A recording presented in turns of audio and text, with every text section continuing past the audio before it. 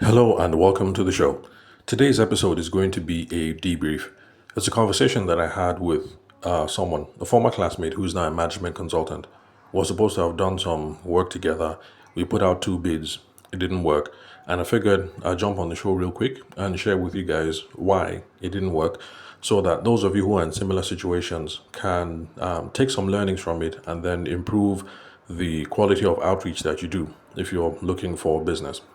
So, like I said, me and this guy, we went to school together, law school, maybe close to 2 decades ago. We're both in law school.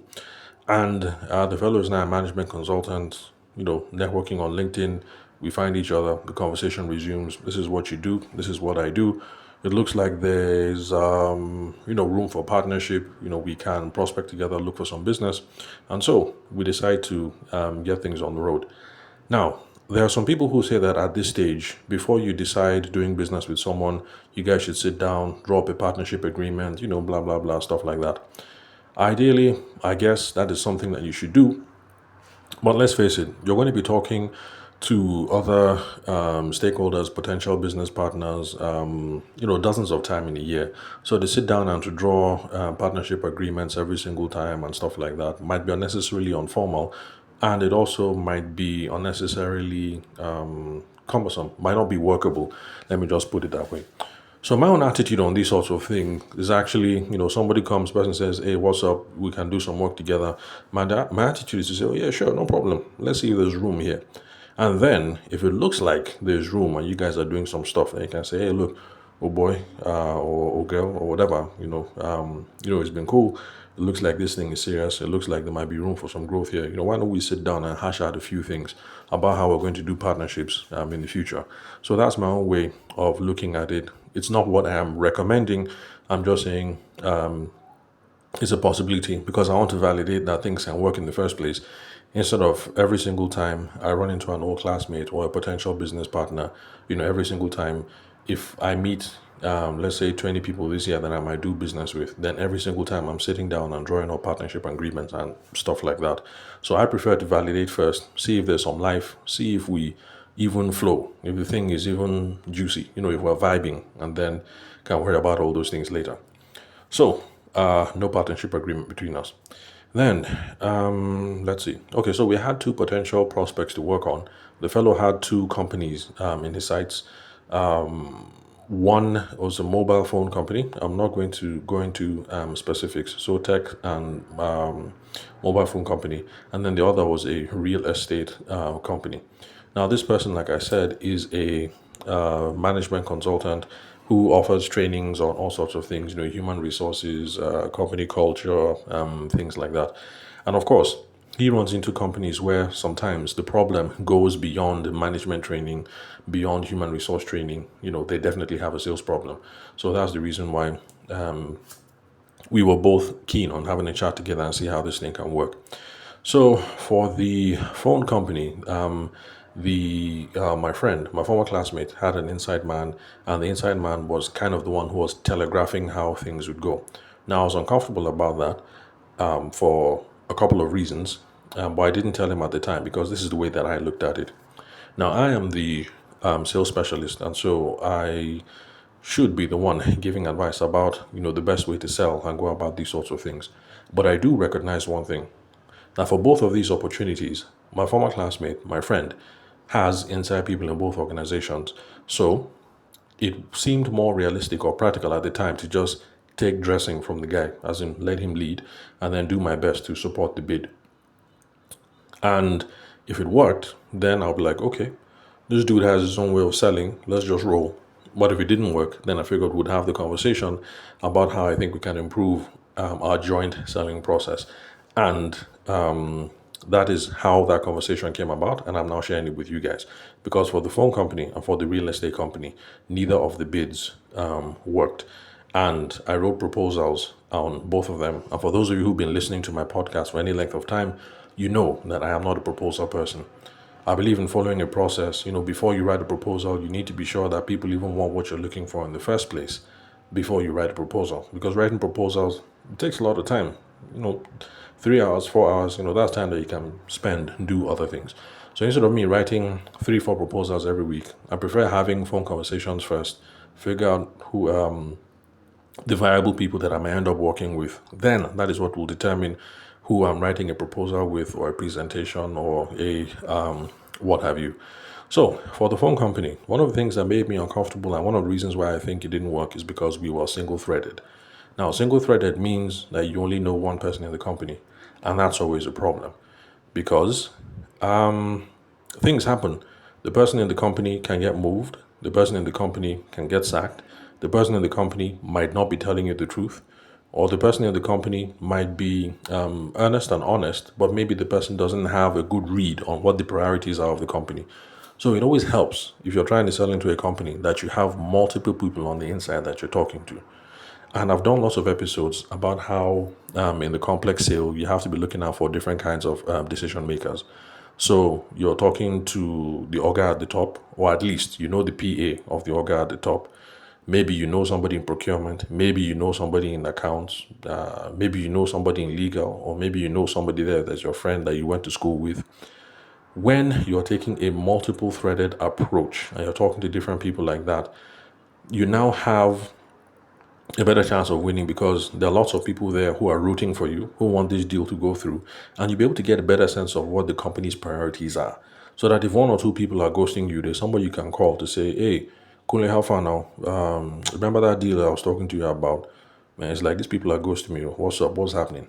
And you might get some good intel. You might find out like the MD, managing director, is not interested. And now it's nice to know. You now know that you don't have to keep harassing this company anymore because Oga at the top, MD or CEO or whatever, is not interested.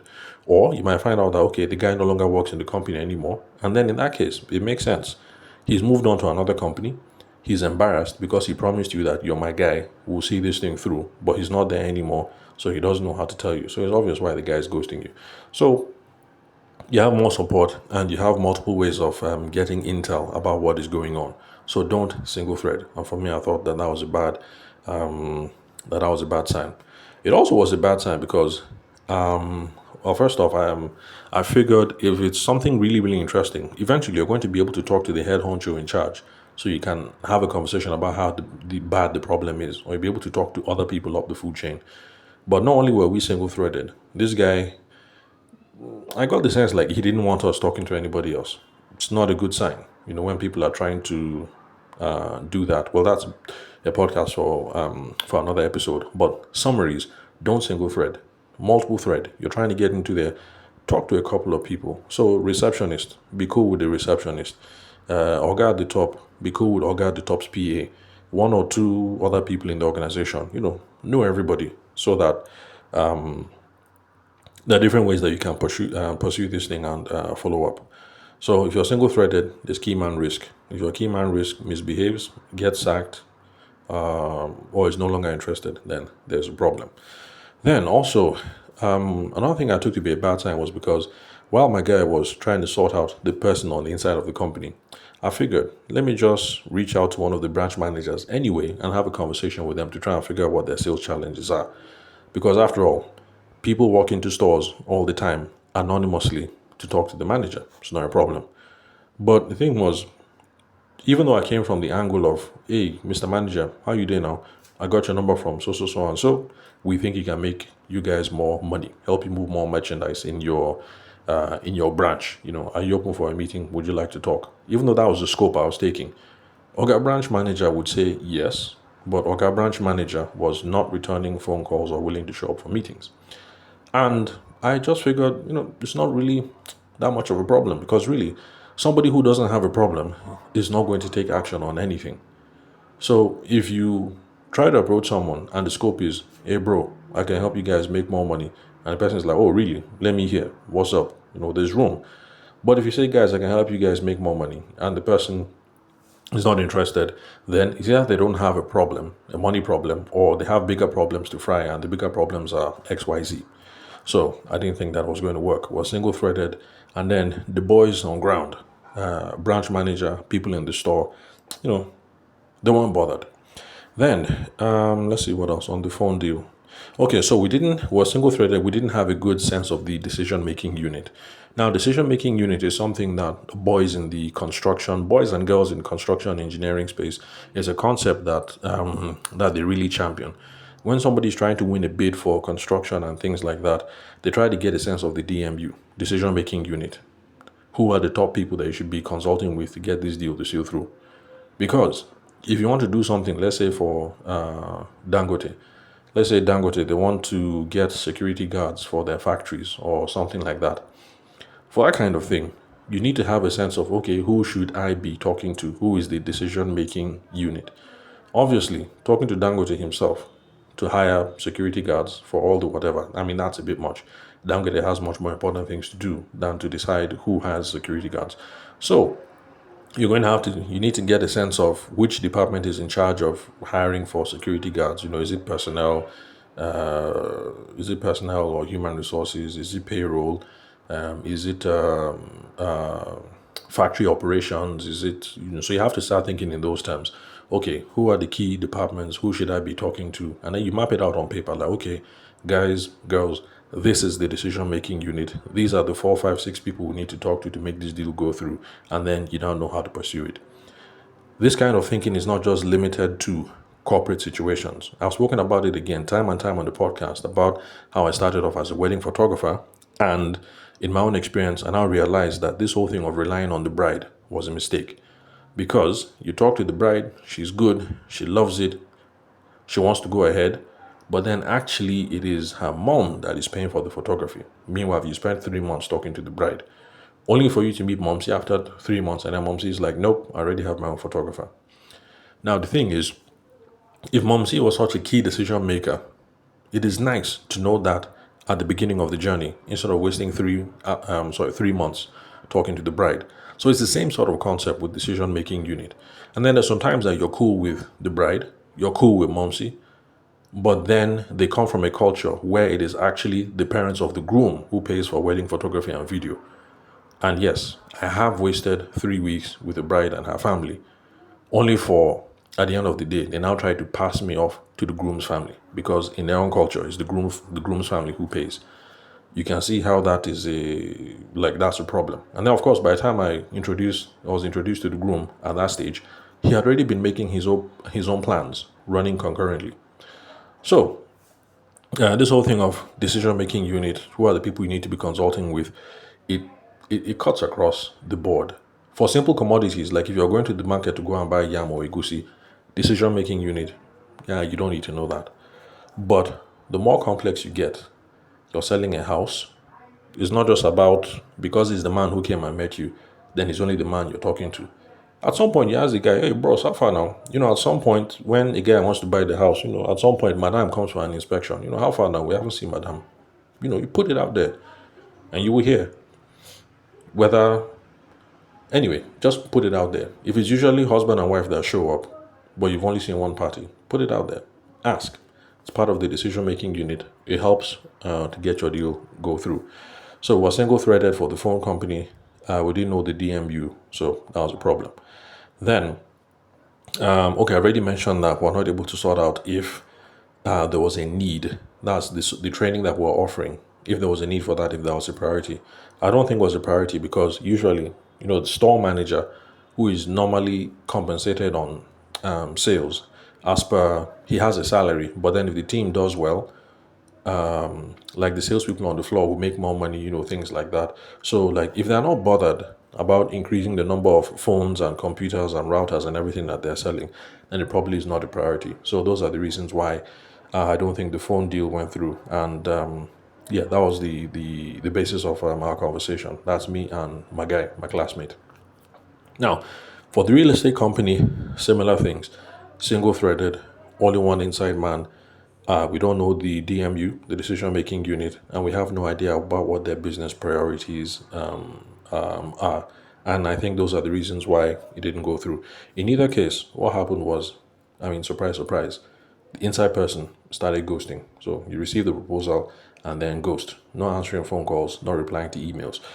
Now, these are things I could have told my friend ahead of time, but I didn't because I was trying to sow some goodwill Now, okay, if my guy thinks this is how we're going to sell this thing, then no wahala. Let me roll. It might work. If it works, hey, cool. Then I know that on some kinds of deals where my friend says, I know somebody at the inside, so I'm running points. No wahala. I'll let the guy do it. I mean, after all, who doesn't like the smell of good money? So if he does it, money comes up. It's all good. But now that the thing didn't work, I had a meeting with him and I just wanted to clarify a couple of things, give some suggestions about how we're going to handle future prospects. And these are some insights, some learnings that I hope you guys will learn from as well. Now, since my guy is a letter of introduction person, proposal person, inside man person, I said, okay, no problem. We can incorporate that. Sorry, he's a proposal person. We can incorporate that. But instead of the first document that we sent to them being the proposal, my recommendation was let our our first document that we send in, let that be a letter of introduction. This is who we are. This is what we do. These are the sorts of problems that we solve. In the letter, we'll hint at the kind of priorities and challenges that people in that industry might be facing.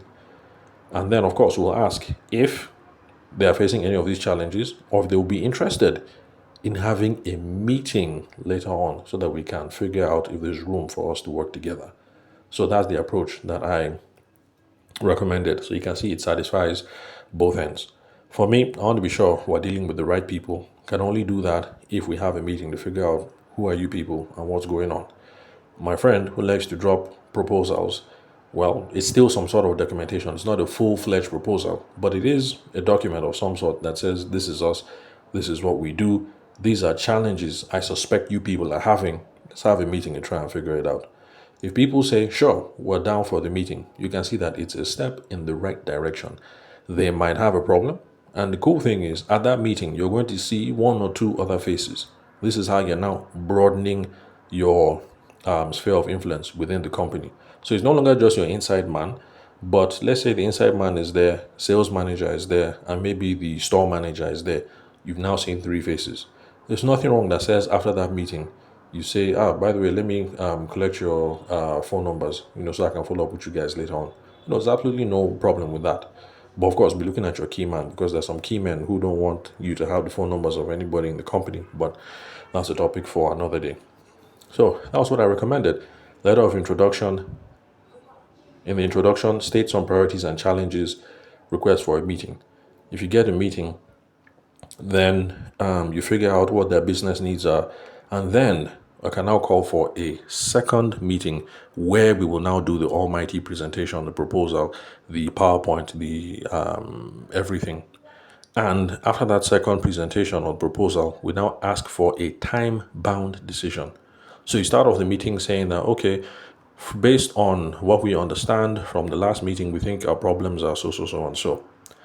Based on if our understanding is correct, then this is what I think, this is what we think we should do to help you make more money in your business.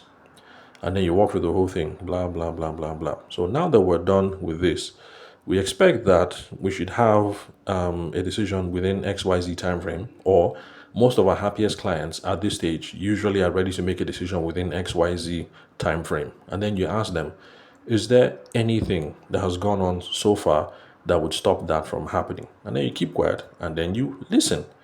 And they will get back to you. They will say, ordinarily, that sounds okay, but we have to have a meeting with MD first.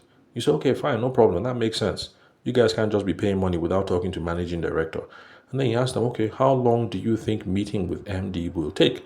And it's okay, MD traveled home for his mom's burial, or she traveled home for her granddaughter's christening, so she's going to be back in 3 weeks. You can see now, you're now getting a sense of their timelines. You now know that follow-up time is you getting in touch in 3 weeks.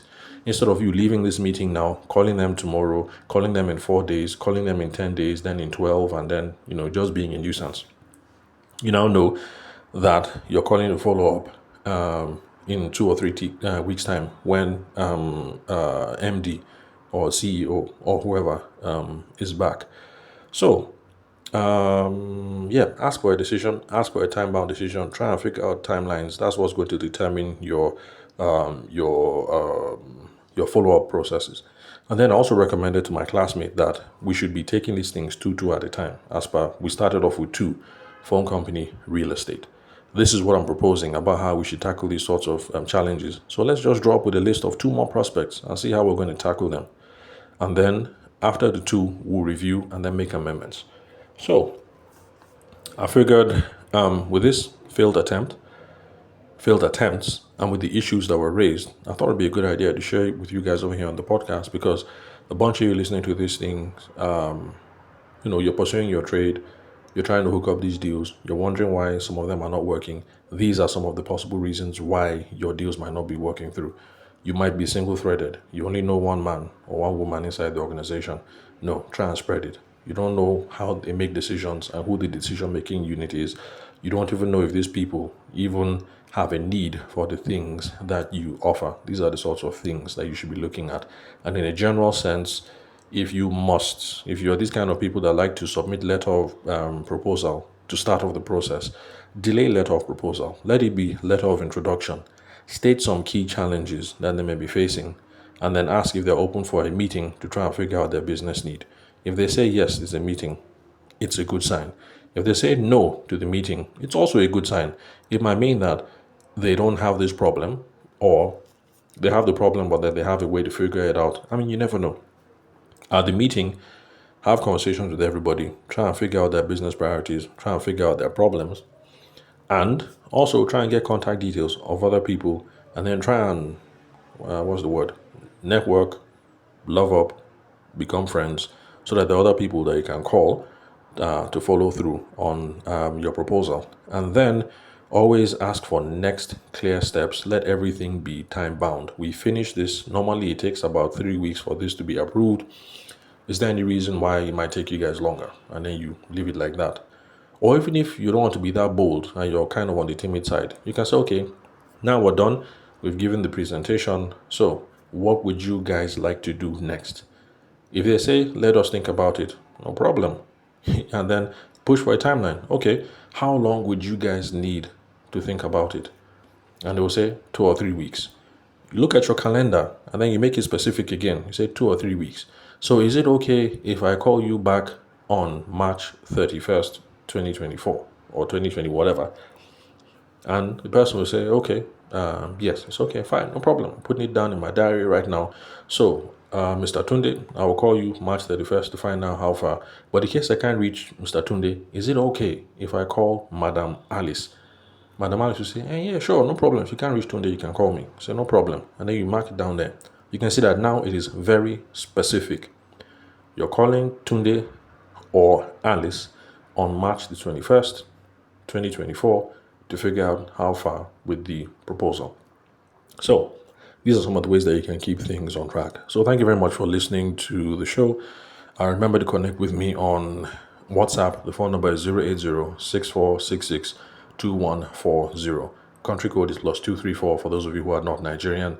And you can find me on LinkedIn or other socials. My name is Tavishima Ayede. I'm the host of the show.